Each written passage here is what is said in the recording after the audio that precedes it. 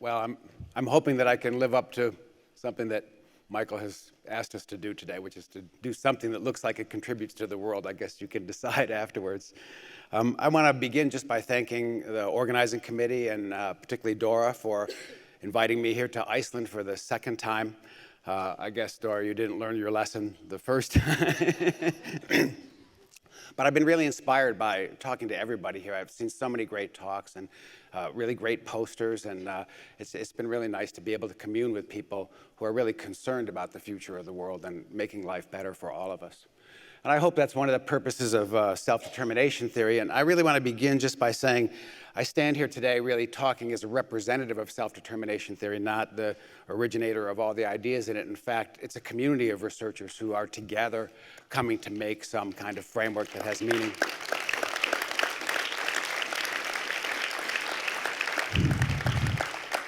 And these are just a few of my recent collaborators, and I think one of the things that really makes research both fun and more meaningful is collaboration itself and working together. Self-determination theory is getting pretty old now. I mean, Ed Deci and I started this now over 40 years ago, back in the 1970s, and it's been a really long road of studying personality development and motivation and well-being. And it's really been more like a Swiss roll development. We began with our research on intrinsic motivation, which is really a vital force within all of us of wonderment and curiosity and connection with the environment. And we wanted to know what are the factors that enhance it and what are the factors that deplete it. And as we studied those factors, we got interested in how things that are not intrinsically motivated might be internalized to the self and made gain a sense of value so that they could be done volitionally and autonomously, a process we call internalization. And that really was the next phase of our research.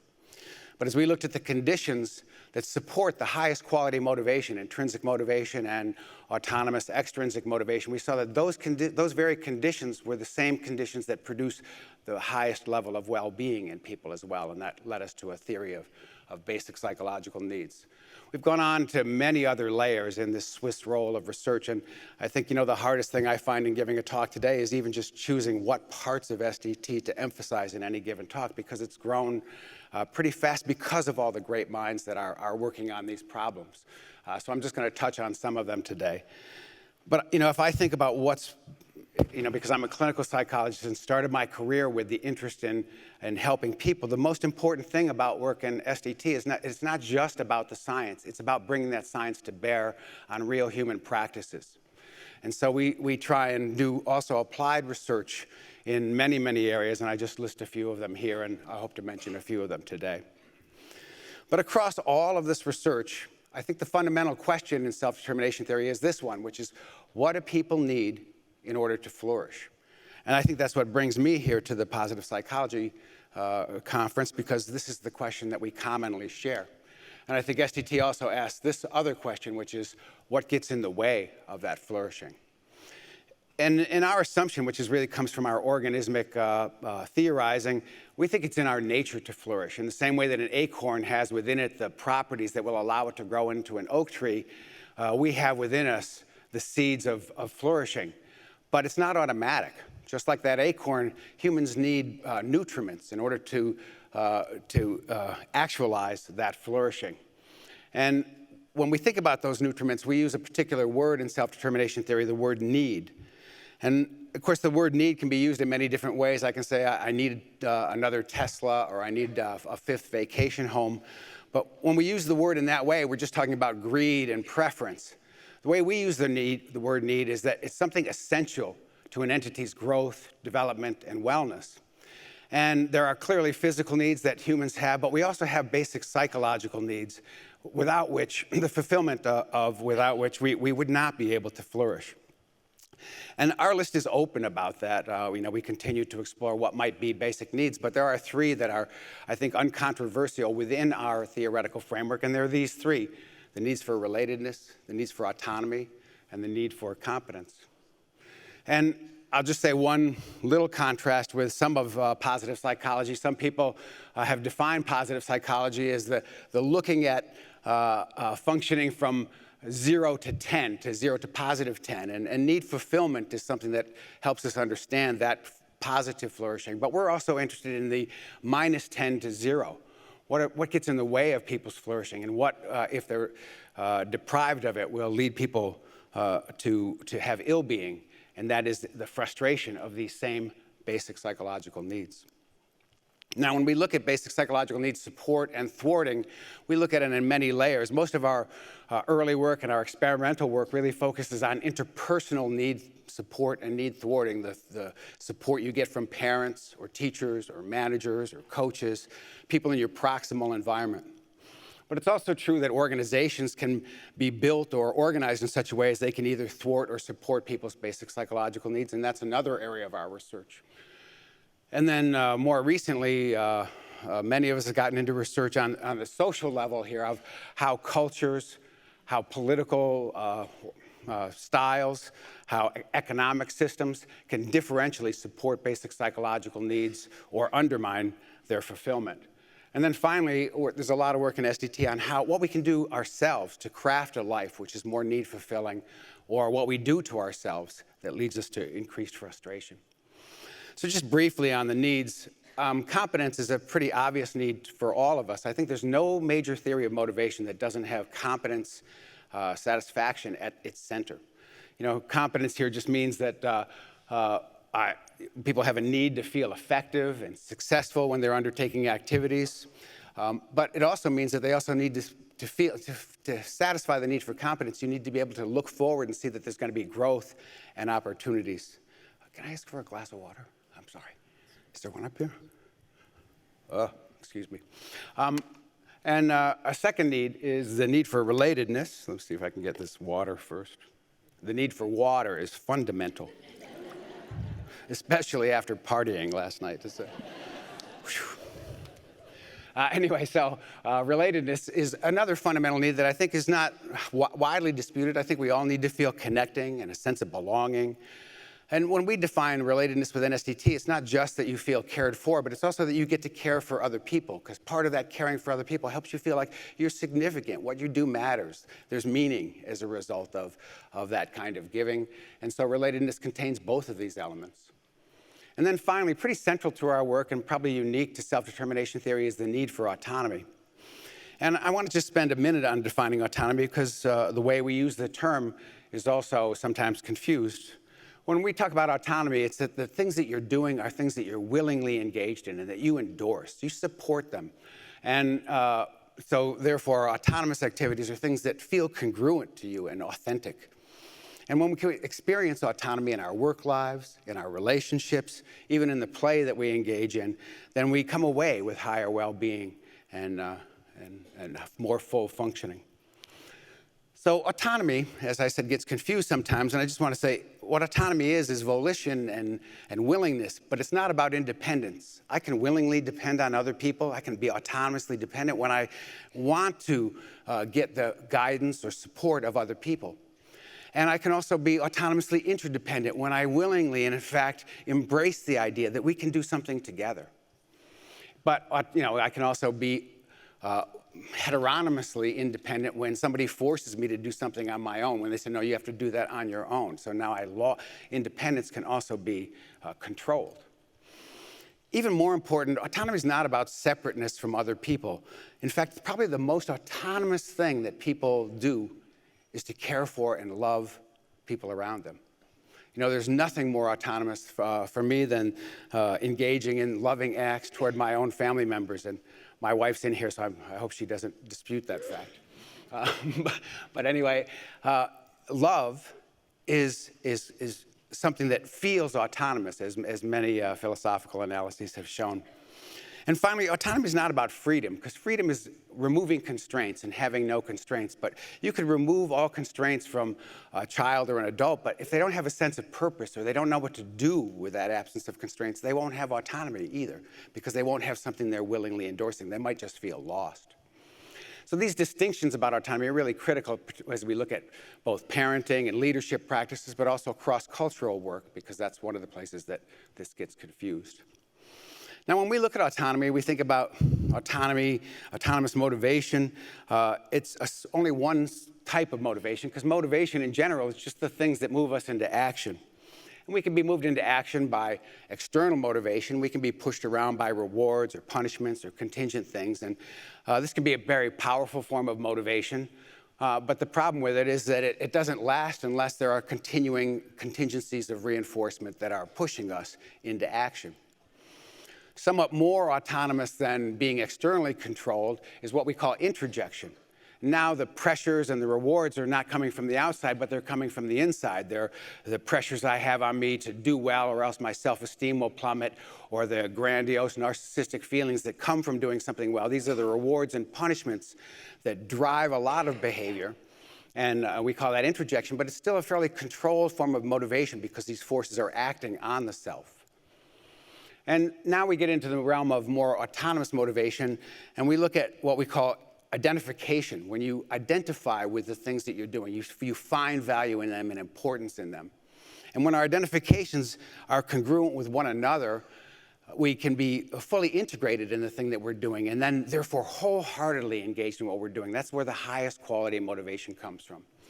And finally, there's intrinsic motivation, when we do something just because it's inherently enjoyable, or what Csikszentmihalyi would have called autotelic behaviors.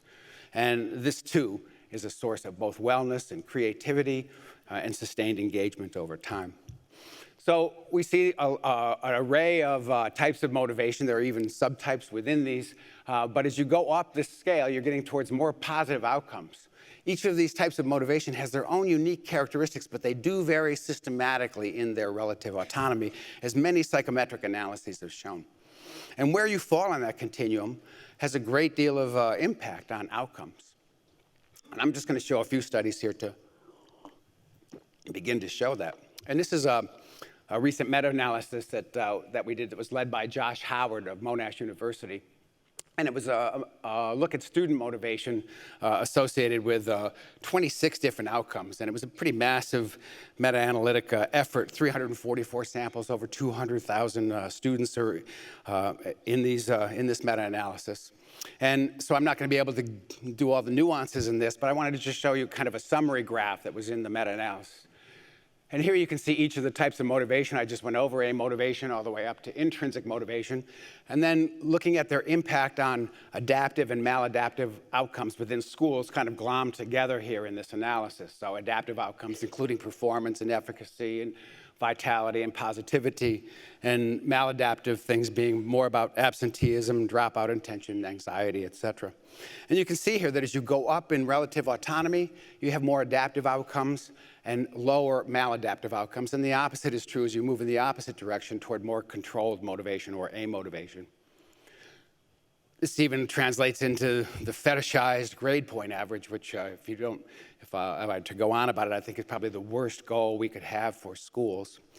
But this goal would be one that I would think is more important, which is the well-being of the students within schools. And you can see again that when students are more identified and intrinsically motivated, they're showing higher well-being.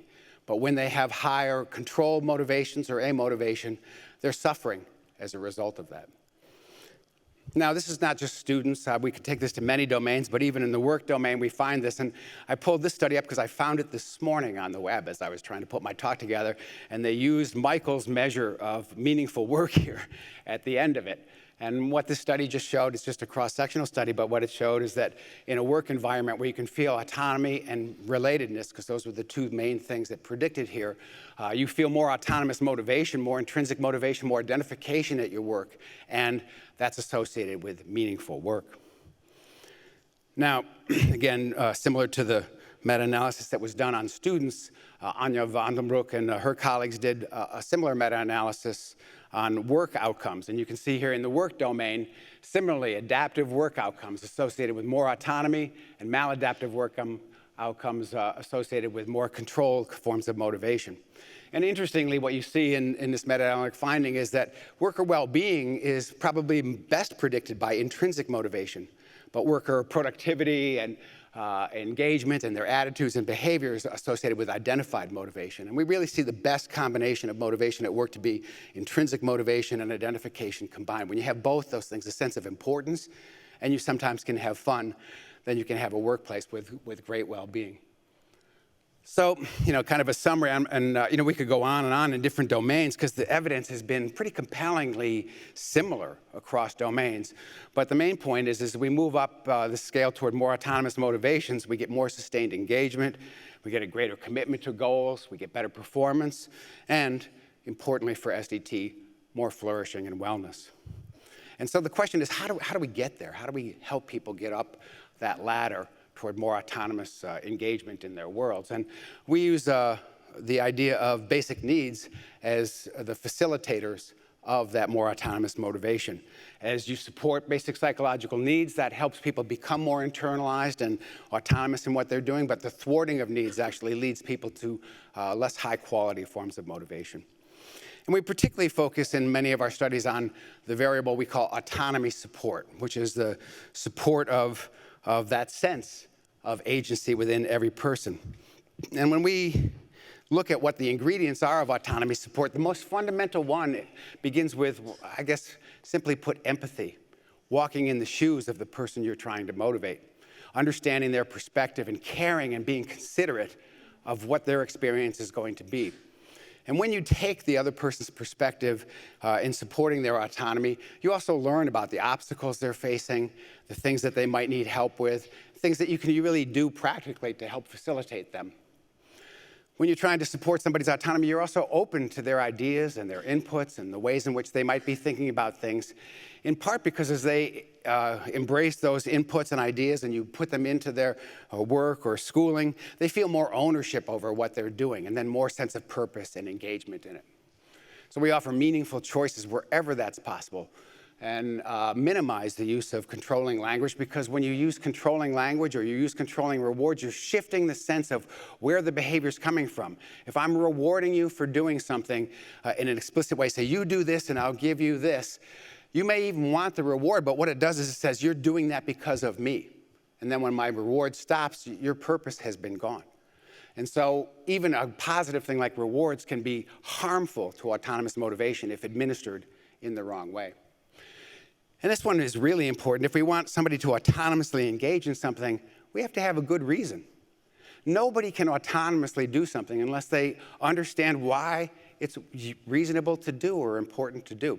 And so we emphasize a provision of a rationale as a fundamental part of autonomy support. And finally, when people are struggling, you meet them with empathy and support rather than criticism and evaluation.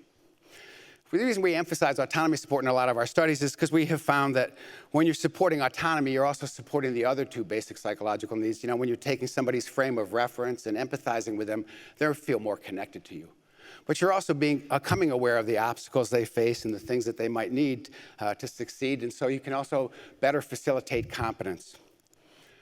I just want to show you a couple of things that verify the importance of autonomy support. And I want to begin with parents. This was a meta-analysis that Ariana Vasquez and Erica Patel and colleagues did, where they were looking at the impact of parent autonomy support on school outcomes in children. Another large meta-analysis, but you see that more autonomy supportive parents have children with higher academic achievement, more autonomous motivation for school. But look at psychological health. And of course, this is the one that seems most important to us from a SDT standpoint. Autonomy supportive parents promote the well-being of their children. And we have under review right now another meta-analysis on just this question. What's the impact of parent autonomy support and parent control on well-being and ill-being? And what our data shows, really across reporters and across regions of the world, is that when parents are autonomy supportive, there's greater well-being in their children. When parents are more controlling, there's more ill-being in their children, and it's a pattern that's pretty stable across the globe. In the workplace, you might see here I'm emphasizing a lot of meta-analyses, and that's because I just completed a systematic review of meta-analyses in self-determination theory, and there are now about 60 meta-analyses regarding the theory. But this one's one that I got to join in with Gavin Schlemp and colleagues on workplace autonomy support. And this, again, was a pretty large study. We found 72 workplace studies that had all these variables in them across 7 countries, about 30,000 people. And leader autonomy support, you can see here, predicting the greater fulfillment of all 3 basic psychological needs. And that translates into greater work motivation, and then that results in an array of positive outcomes like well-being, less distress at work, more work engagement, and more positive work behavior. In the health domain, we see some similar findings, and this was Eng and Numanis and others did a meta-analysis looking at practitioner behavior in the health domain of autonomy support and how that translates into patients' motivation for engaging in health regimens. And you can see here that more autonomy supportive practitioners have patients who are more intrinsically motivated and identified with health-related change, and that more controlling practitioners have a very different effect, which is they lead to more controlled motivations on the part of their patients. There's been 2 recent meta-analyses on this topic, another one by Numanis and colleagues. And in the first one here, they looked at all SDT interventions. And they found that across all of the SDT interventions that are in the health domain, in general, the random effects meta-analytic models showed that the SDT interventions produce small to medium changes in the intervention during the intervention period, but also maintain change not only during the intervention, but at follow-up.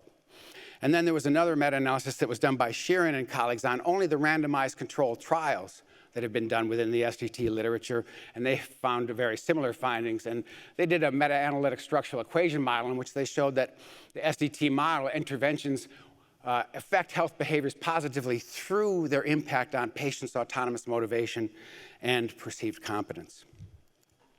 So randomized controlled trials in the health domain have been many now across many different areas. And this is one of the things that I think makes any researcher hope that they're doing some good in the world, Michael, is that some of these things have had a positive impact on things like smoking cessation, physical activity, weight loss, diabetes management, medication adherence, having a healthy diet, even in the dental hygiene area. If you have a autonomy supportive dental hygienist, you're more likely to floss subsequently, and that flossing is going to help you prevent gingivitis, which is an easily measurable outcome in this domain. So across many different behavioral areas, we've had randomized controlled trials attesting to the importance of this. Now, I'm a clinical psychologist. I started my career training psychotherapists and being a psychotherapist, and so autonomy support seems like an obvious thing in the context of psychotherapy. But studies have shown that autonomy support is probably a more important factor, or at least a more predictive factor than even the well-known therapeutic alliance variable.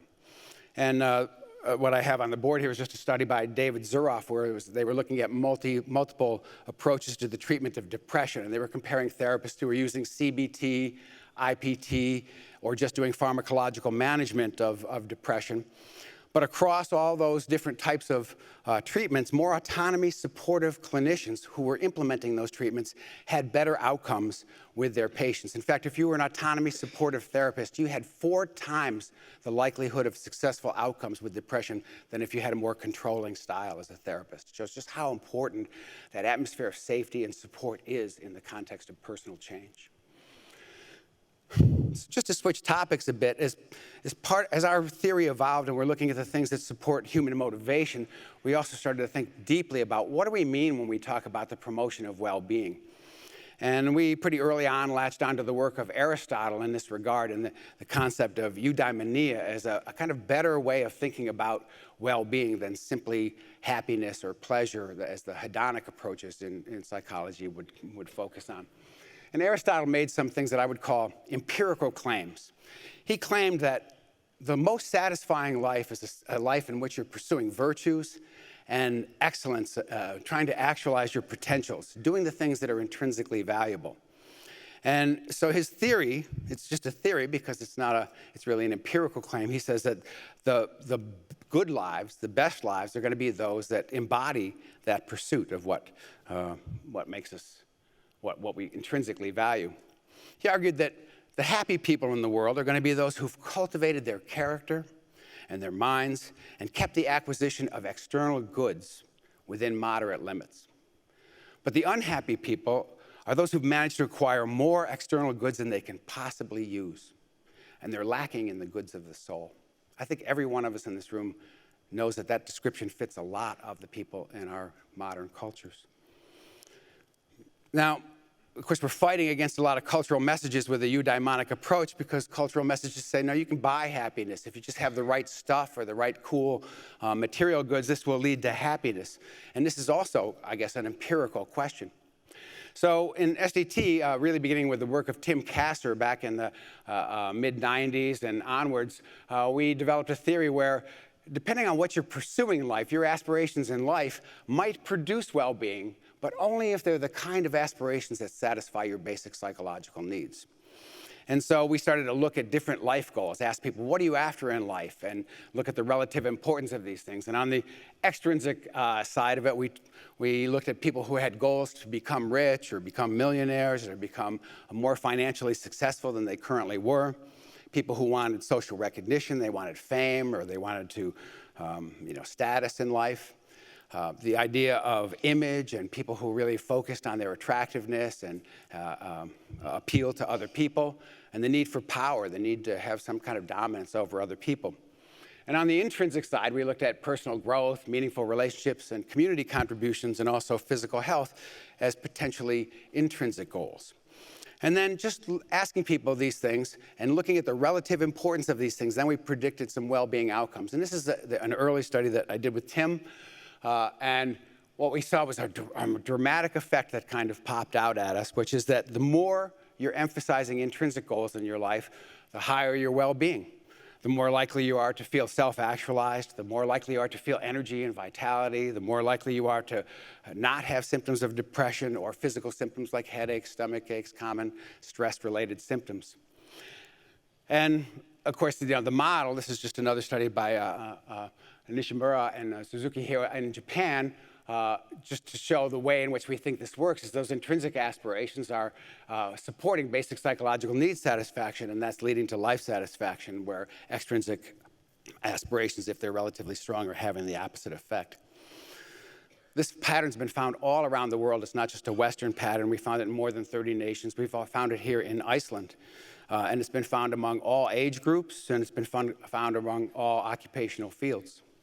Recently, we did a meta-analysis, I think it's still about to come out in JPSP, summarizing what we could find in literature, and this effect holds up across the existing studies that are out there, showing a positive effect of weighting intrinsic goals more heavily in your life, of 0.23 as a D. Now, as we've explored this value work, we're doing a new thing now, which we call the integrative span work. We're trying to look at, what do you care about in your life? Is it really about you? Is that where your focus is? Is it about just your family and the people who are nearby you? Is it about your community? Is that something that you've now incorporated into what we call your integrative span, the things that you really care about? Even further, we can now think this can go further. What about the other communities and the other nations in the world? What about all people? What about all the living things on this planet? And when we think about this integrative span, we're trying to see, how can we help people bring more into their integrative span so that we can be doing the thing that Michael was saying here earlier, which is we can be doing something that will really make a difference at a global level, not just at the level of our families or our own individual wellness. When I think about a great example of an intrinsic aspiration and goal, it's that of helping other people and giving to your community. And we see that helping people and benevolence has very positive effects on basic psychological needs and on people's wellness. And really, we started this work. I did some work with Netta Weinstein, who's now at University of Reading. And in that work, we did a series of experiments where we had people help other people, either because we prompted them to help people or they volitionally undertook that helping. And when people autonomously helped other people, what we found is that all three basic psychological needs are satisfied. When they were volitionally doing it, of course, it was an autonomous act, but also in helping other people, they're connecting. They felt more relatedness and connection. And they also felt some efficacy and competence if they could help other people. And when people volitionally helped other people, we also found that the recipient of that help also had an increase in their psychological needs satisfactions and their wellness. But when people helped because they were prompted externally to do so, or they did it for controlled reasons, the recipient showed no such benefits. We don't want to be helped by people who don't want to help us. We love to be given to by people who do. Now, Frank Martella, who Michael was mentioning before, and you can see his picture up here. He's here someplace. He's easy to find. He's usually got a hat on somewhere. So, but Frank came to our labs, and he wanted to pursue the following hypothesis, which is that benevolence itself is so important in human life that it might constitute a fourth basic psychological need. And so we've been doing a series of studies trying to look at not only how psychological needs affect well-being, but also how benevolence might add to that. And so some of the work was experiments showing that when you help somebody, even if you never get to see them or never get to see the impact of your help, it still increases your well-being and your vitality. We did some other experiments to show that, and one of them was with Michael here, is that both basic psychological needs and benevolence are really substantial predictors of that feeling of meaning, as one would have. And anyway, there's a series of work here that I just really think shows the real importance of benevolence. And one of the things that we found in it is that even above and beyond the mediation of benevolence by basic psychological needs on wellness, there's a little effect of benevolence that is independent of that. There's a warm glow that we experience when we help other people that just seems naturally to increase our wellness, and I think that's a substantial finding.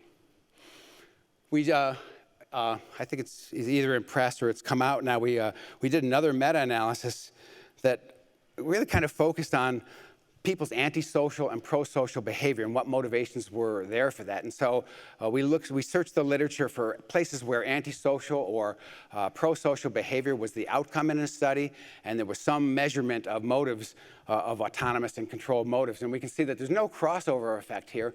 Autonomous motives support pro-social behavior and controlled motives antisocial behavior. Usually when people are doing harm to other people, they say, I had to do it, or I was pressured to do it, or they didn't give me any choice. They never say, oh, I wanted to go hurt somebody. But they do it all the time, but always attribute it to an external source. But when people do pro-social things, they typically are doing it out of volition.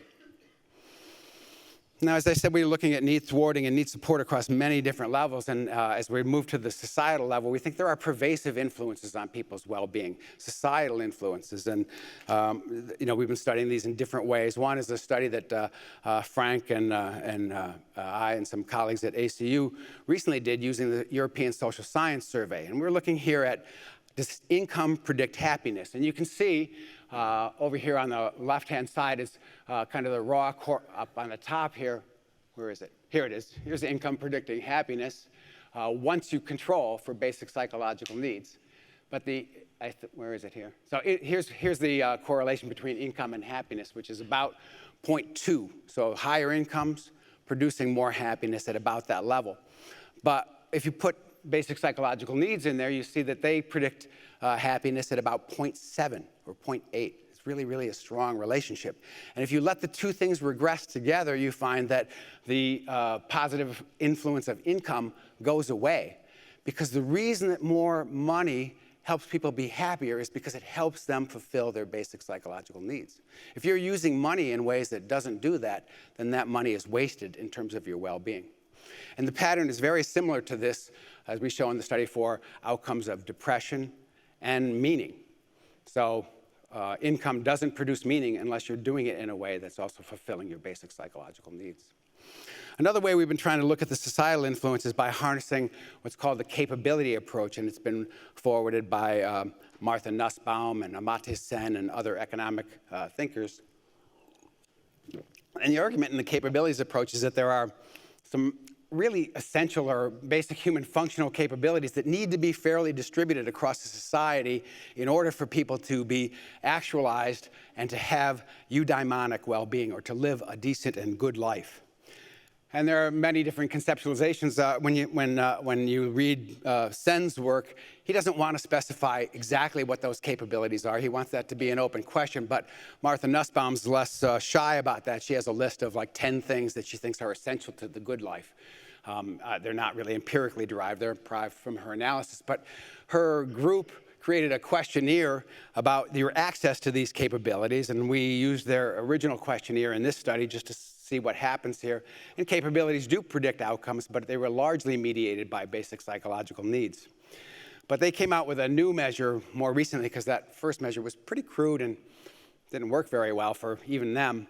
They have a new OCAP 18 to measure capabilities by the Nussbaum conception. And we reanalyzed their psychometrics on their thing, and we found that a lot of what they have in their measure is actually well-being, predicting well-being, so it's completely redundant. But if you remove the well-being stuff out of their capabilities view, what you get is two factors that are pretty clear. One is, in your society, are you feeling freedom of expression? Do you feel like you can speak out, that you can do the things that you choose to do, and are you feeling freedom from discrimination? And what the data shows here is that freedom of expression predicts more basic psychological needs satisfaction, whereas freedom from discrimination predicts this frustration of basic psychological needs. And these two things fully mediate the outcomes of this OCAP to an array of positive well-being outcomes. Another approach that we've been taking is derived from the philosophical work of John Rawls, who had a theory of justice and societal fairness. And he argued that a just society is one that has just principles, and those just principles have to do with fairness. And that means that there's a fair distribution of what he called primary goods. And the primary goods are of having enough wealth to survive, opportunities to grow and do things, to have liberties and privileges, and also have a basis for self-respect, like a freedom from discrimination, et cetera. So we created a formative measure of primary goods in order to do this research, which has those elements of his primary goods in them. And we did samples across a number of different countries so that we could make sure that we didn't have just a weird sample, as often called.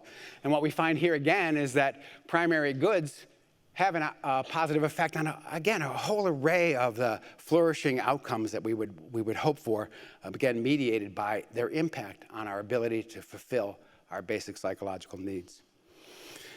I kind of want to wind up here today on the ways we can cultivate our own basic psychological needs satisfaction. And because I'm at this conference, I really want to emphasize this one element. There's other ones, too, that we would consider in SDT, but it's mindfulness. And we've been working with mindfulness in self-determination theory really for a few decades now, really since Kirk Warren Brown came to Rochester to study with us at the time and brought mindfulness so prominently into our awareness.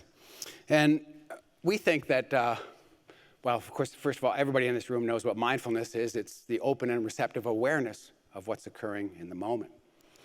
And we think that this kind of awareness, being aware of what's going on inside of you, as well as being aware of what the circumstances are in your environment, this kind of awareness is the ground out of which autonomous functioning happens. Because you can't make the right choices, you can't select the meaningful things, you can't do the things that are really going to be the most fulfilling and congruent unless you're aware of what's going on both inner and outer levels. And so we started to show this in many different ways. One was just using experience sampling studies. So we would sample people and find out, what they were doing, how mindful they were at a certain moment, and also asking about what the motivations they had for what they were doing. And we find that people who are higher in trait mindfulness were, on a day-to-day basis, more autonomous in their functioning. But in a moment when you're feeling more mindfulness, you're more likely to be autonomously functioning in that moment. So kind of supporting our view that mindfulness is one of the things that conduces to that to autonomy. And we I don't know if this one's out yet or published yet, but it's just recent. I guess it's out a couple years ago. We did a meta-analysis on this question about how mindfulness and autonomy are related. And what you can see here is we have it arrayed by the very different kinds of motivation along our continuum of autonomy. And A motivation is negatively related to mindfulness in a moment. External motivation is negatively related to mindfulness in a moment, as is introjection. If you're operating out of your introjects, you're being less mindful in that moment. But the autonomous forms of motivation are positively associated with mindfulness, particularly integrated and intrinsic motivations. So we have a process paper that's out on this, kind of describing our view on this, which is that more mindfulness, because it's the ground out of which autonomy grows, predicts more autonomous functioning, and that in turn predicts well-being, so that, as we know, mindfulness is associated with well-being, but part of the process account of that is that it has enhanced our ability to fully function in an autonomous way. So I'm going to kind of conclude on this question, which is, is SDT a positive psychology? And because a bunch of people have asked me that since I've been here. And I think they asked me that because SDT is just older than positive psychology. You know, we started a long time ago. My son teaches at the University of Toronto, and he teaches a course in positive psychology. So I said, could you send me some definitions, some classic definitions of positive psychology? And he sent me 3. One of them is that positive psychology is a study of conditions and processes that contribute to the flourishing or the optimal functioning of people, groups, and institutions. Another one comes from Peterson. He says, it's the scientific study of what makes life worth living. And then finally, Compton and Hoffman say, positive psychology is the use of psychological theory, research, intervention techniques to understand positive, adaptive, creative, emotionally fulfilling aspects of human behavior. Well, if this is what positive psychology is, then I want to be counted as part of positive psychology, and I hope you see it the same. So, thank you very much.